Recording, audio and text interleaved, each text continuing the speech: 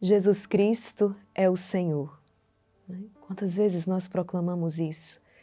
E devemos proclamar todos os dias, declarar: Jesus é o Senhor da minha vida, Jesus é o Senhor da minha família, Jesus é Senhor das minhas decisões, Jesus é o Senhor dos meus pensamentos, Jesus é o Senhor dos meus sentimentos. E, gente, quanta força, há nesta proclamação. No caminho de libertação que nós fazemos, sempre vamos iniciar ali, com essa proclamação de que Deus é amor.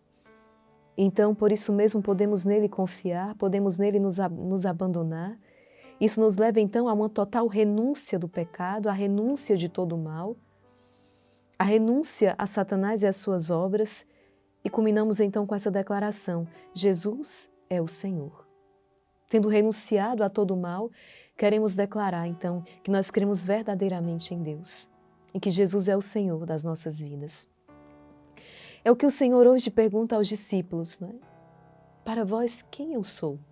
Sim, porque aqueles que estavam um tanto quanto distantes, para uns ele era João Batista, para outros ele era então Elias, ou algum dos profetas, mas para os discípulos, aqueles que caminham com Jesus, nós que estamos continuamente próximos ao Senhor, o Senhor pergunta hoje: quem sou eu para vocês? Quem sou eu para você? E de fato Pedro vai dizer: tu és o Messias. Hoje os apóstolos já conseguem reconhecer em Jesus o Messias, a partir de tantos milagres que eles testemunharam. Quem é este que até tem poder, que até manda sobre o vento, sobre as águas? Tu és verdadeiramente o Messias, tu és o Filho de Deus. E talvez nós estejamos nesse ponto aqui dos apóstolos, ou seja, nós temos a consciência de que Jesus é verdadeiramente o Senhor. Quando Jesus então anuncia a sua morte, a sua paixão, Pedro repreende. Não diga tal coisa, Senhor. Isso não acontecerá. E Jesus então, por sua vez, diz a Pedro: vai para longe. Tu não pensas como Deus e sim como os homens. Veja, embora os discípulos tenham avançado, os apóstolos agora conseguem reconhecer Jesus como Messias, o que ele verdadeiramente é, mas a imagem que eles têm de Messias na cabeça é uma imagem equivocada.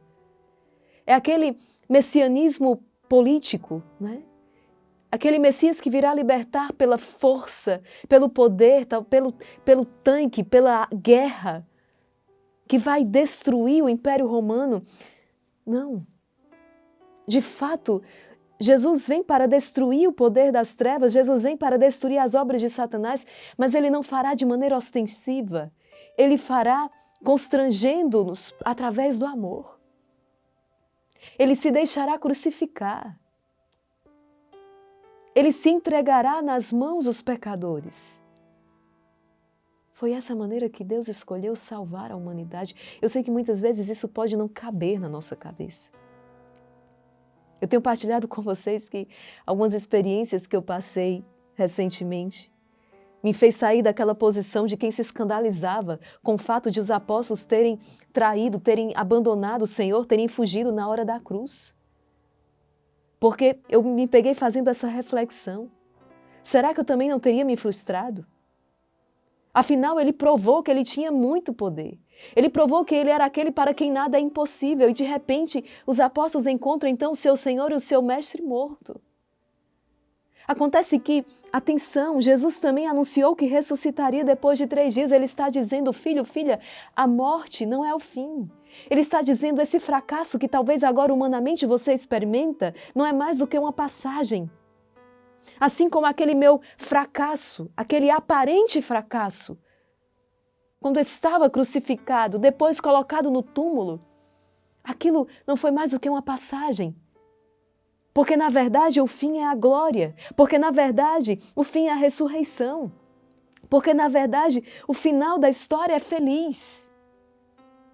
Quando você se decide a construir uma história com Deus, quando você permite que Deus entre na sua história, é essa certeza então que predomina no seu coração. Se ainda não alcancei essa felicidade, se ainda não alcancei esse sucesso, digamos assim, é porque a história ainda não chegou ao seu final. Porque aqueles que caminham com o Senhor, eles não conhecem derrota, eles não conhecem frustração, eles não conhecem fracasso. Do ponto de vista, enquanto algo definitivo, nós podemos até passar por isso. E por isso que eu digo que é aparente, porque não tem a palavra final nas nossas vidas. Aqueles que caminham com Cristo, que constroem uma história com Deus, são vitoriosos. E desde agora já são vitoriosos.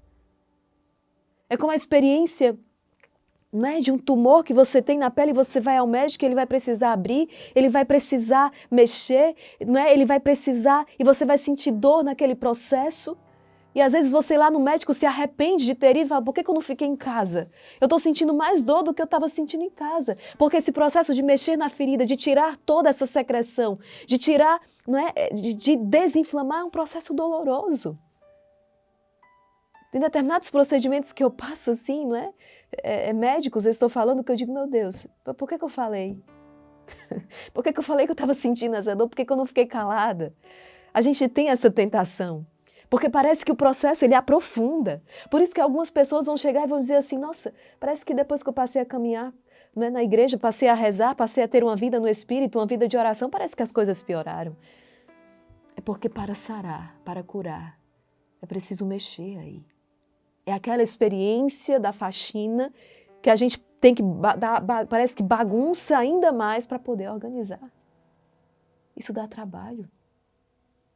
Isso dá trabalho. E Jesus, o milagre, ele não faz o milagre pela metade. Quem faz magia é Satanás. Não é? Qual é esse princípio da mágica? Não é? É uma ilusão. A mágica é uma ilusão. Não é? Você vê algo, mas não é a realidade, é aparente, não é mais do que uma ilusão, não é? É uma mentira. O milagre não, o milagre ele é real, ele é concreto. Mas para que o milagre aconteça, olha só, a ressurreição aqui, não é? Só Deus pode ressuscitar. Para Deus nada é impossível, mas para que o milagre aconteça na minha, na sua vida, nós precisamos fazer esta passagem. E olha que bonito, nós já estamos na iminência da Quaresma. É o maior retiro que nós fazemos no ano. E é um chamado a todos os cristãos. Nós não temos como experimentar a alegria da ressurreição no domingo de Páscoa se nós não vivermos bem o período quaresmal. Só vai experimentar a alegria pascal quem se dispuser a viver a Quaresma.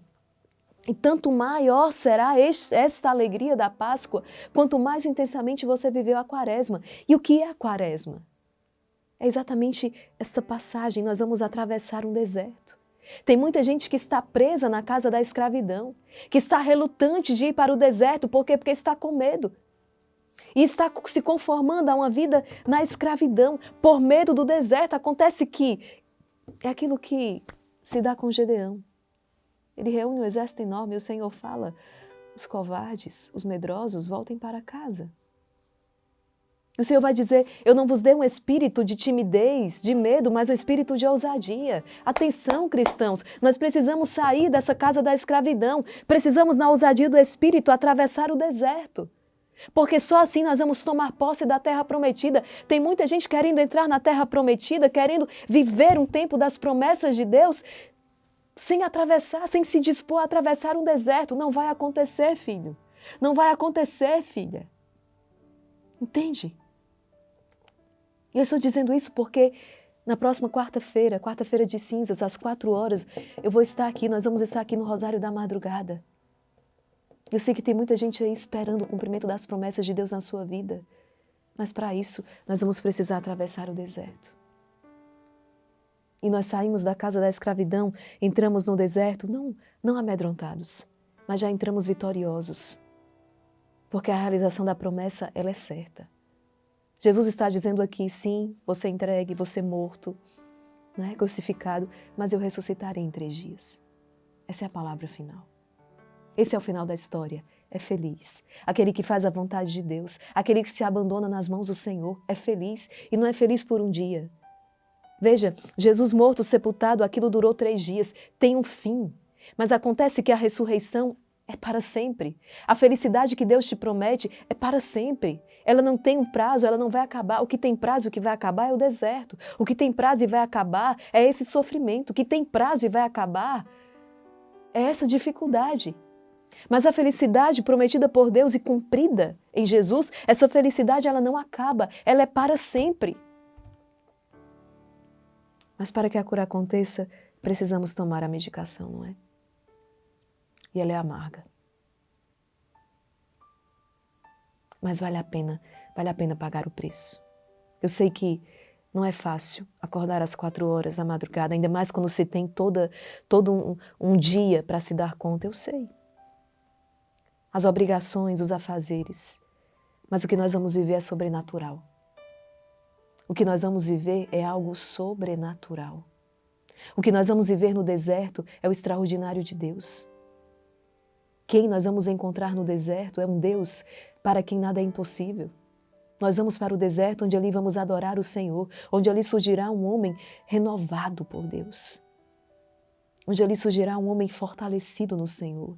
E essa experiência não tem preço, né? Qualquer sacrifício, todo sacrifício, na verdade, vale a pena. Por isso, firme o propósito no seu coração. Para que, assim como os apóstolos, você possa também, então, contemplar o Cristo ressuscitado. E dizer, então, com muita propriedade, Jesus é o Senhor. Né? Com conhecimento de causa, Ele é o Senhor. Mesmo em meio a esta enfermidade que eu estou passando, esse deserto que eu enfrento, essa crise conjugal que eu enfrento, essa rebeldia dos meus filhos que eu enfrento, esse desemprego que eu estou enfrentando, essa confusão que eu estou passando, essa aridez, Jesus continua sendo o Senhor. Ele é o Senhor e, como temos dito, Ele está no controle de tudo. Eu sei em quem eu coloquei a minha confiança, eu sei que eu não serei decepcionado, não é? Sob o manto de Nossa Senhora, com São Miguel, com os santos anjos, a nossa vitória, ela é certa. Por isso, não desista, não desanime. Vamos em frente.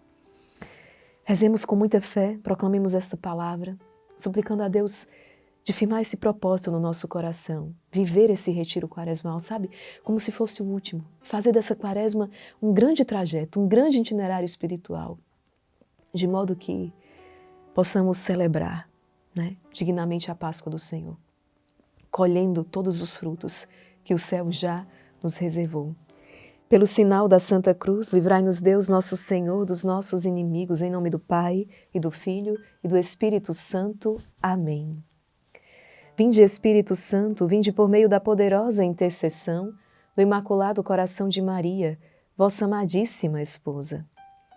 Evangelho segundo São Marcos, capítulo 8, versículos do 27 ao 33. Naquele tempo, Jesus partiu com seus discípulos para os povoados de Cesareia de Filipe. No caminho, perguntou aos discípulos: quem dizem os homens que eu sou? Eles responderam: alguns dizem que tu és João Batista, outros que és Elias, outros ainda que és um dos profetas. Então ele perguntou: e vós, quem dizeis que eu sou? Pedro respondeu: tu és o Messias. Jesus proibiu-lhes severamente de falar a alguém a seu respeito. Em seguida começou a ensiná-los dizendo que o Filho do Homem devia sofrer muito, ser rejeitado pelos anciãos, pelos sumos sacerdotes e doutores da lei. Devia ser morto e ressuscitar depois de 3 dias. Ele dizia isso abertamente, então Pedro tomou Jesus à parte e começou a repreendê-lo. Jesus voltou-se, olhou para os discípulos e repreendeu a Pedro, dizendo: vai para longe de mim, Satanás. Tu não pensas como Deus, e sim como os homens. Palavra da salvação, glória a vós, Senhor. Por que tantas vezes quando nós nos aconselhamos, né, com alguém, nós temos a sensação de que não é aquilo, né? Não é esse o caminho, né? Saímos tão perdidos quanto entramos naquela conversa, naquele aconselhamento, exatamente porque muitas pessoas vão nos aconselhar assim, com o pensamento dos homens, com palavras puramente humanas. É totalmente diferente quando nós fazemos a experiência com a palavra de Deus, quando nós buscamos orientação na palavra de Deus. Percebe, né? Como é diferente, aquela confusão ela se dissipa. Muitas vezes o problema continua ali, mas agora eu me sinto fortalecido. Eu já sou outro. Eu me posiciono completamente diferente diante daquele problema e eu tenho a certeza de que, seguindo a orientação da palavra de Deus, eu já sou vencedor. Olha que experiência extraordinária. Busque sempre a orientação na palavra de Deus. E busquem homens e mulheres de Deus, sempre que precisar de um aconselhamento, de uma orientação. Porque por aí está cheio de pessoas que vão falar com palavras puramente humanas e por isso não vão resolver, não vão nos ajudar. Muitas vezes vamos nos encontrar numa situação ainda pior, quando seguimos tais orientações. Mas quando buscamos orientação em Deus, na palavra de Deus, nós somos mais que vencedores. Amém? Compartilhe essa palavra, diga isso hoje a muitas outras pessoas. Elas precisam saber disso. Que esse sofrimento, que essa dificuldade é uma passagem, vai passar. Mas a felicidade, a bem-aventurança, ela é eterna. Amém? Por isso, rezemos com muita fé, nos confiemos à Santíssima Virgem. Pelo poder que lhe concedeu Deus Pai, Ave Maria, cheia de graça, o Senhor é convosco. Bendita sois vós entre as mulheres, e bendito é o fruto do vosso ventre, Jesus. Santa Maria, Mãe de Deus, rogai por nós, pecadores, agora e na hora de nossa morte. Amém. Pela sabedoria que lhe concedeu Deus Filho, Ave Maria, cheia de graça, o Senhor é convosco. Bendita sois vós entre as mulheres, bendito é o fruto do vosso ventre, Jesus. Santa Maria, Mãe de Deus, rogai por nós, pecadores, agora e na hora de nossa morte. Amém. Pelo amor que lhe concedeu o Deus Espírito Santo, Ave Maria, cheia de graça, o Senhor é convosco. Bendita sois vós entre as mulheres, bendito é o fruto do vosso ventre, Jesus. Santa Maria, Mãe de Deus, rogai por nós, pecadores, agora e na hora de nossa morte. Amém. Rogai por nós, Santa Mãe de Deus, para que sejamos dignos das promessas de Cristo. Em nome do Pai, e do Filho, e do Espírito Santo. Amém. Deus abençoe você e até o nosso próximo encontro, se Deus quiser.